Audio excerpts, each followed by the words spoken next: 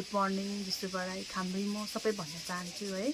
अनि हाम्रो यो इको भिलेज हाम्रो चाहिँ अब टुरिज्म चाहिँ यति राम्रो छ कि हाम्रो अनर यति राम्रो हुनुहुन्छ है। अनरको मन सफा छ। विशेष गरी अनर चाहिँ एउटा धार्मिक पर्सन हुनुहुन्छ है। अन्त उहाँले चाहिँ गाउँ ठाउँको विकास होस् भनेर नै यो जग्गा कस्तो थियो पहिला जङ्गल थियो है, तर यो जङ्गललाई पनि यति राम्रो बनाएर अब भ्यू पोइन्ट बनाउनु भयो। यता पनि छ उता पनि छ हैन। अन्त त्यहाँदेखि यता पुरा आउनुहुन्छ हाम्रो गेस्टहरू है, अब प्लेन साइडबाट आउनुहुन्छ हैन। उहाँहरूलाई चाहिँ अब हामी चाहिँ स्टाफहरू मिलेर साथै अनरको पक्षबाट हार्डली वेलकम छ उनीहरूलाई हो, हार्डली वेलकम छ। अनि सबैजना आउनुहोस् है। तपाईँहरूबाट के अब प्रब्लमहरू छ त्यो प्रब्लम पनि हामीलाई दया गरी बताइदिनुहोस् है।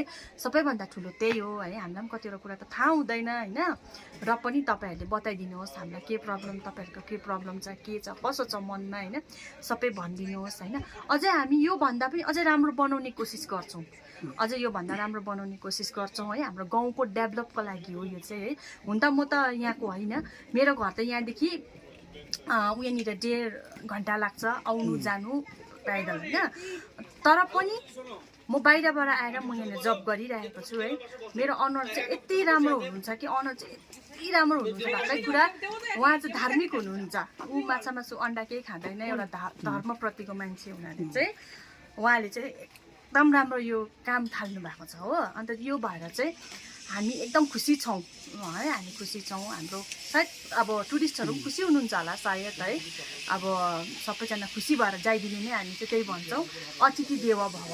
थ्याङ्क यू चाहिँ ल हुन्छ, धन्यवाद। साईराम, शुभरात्री। Thank you.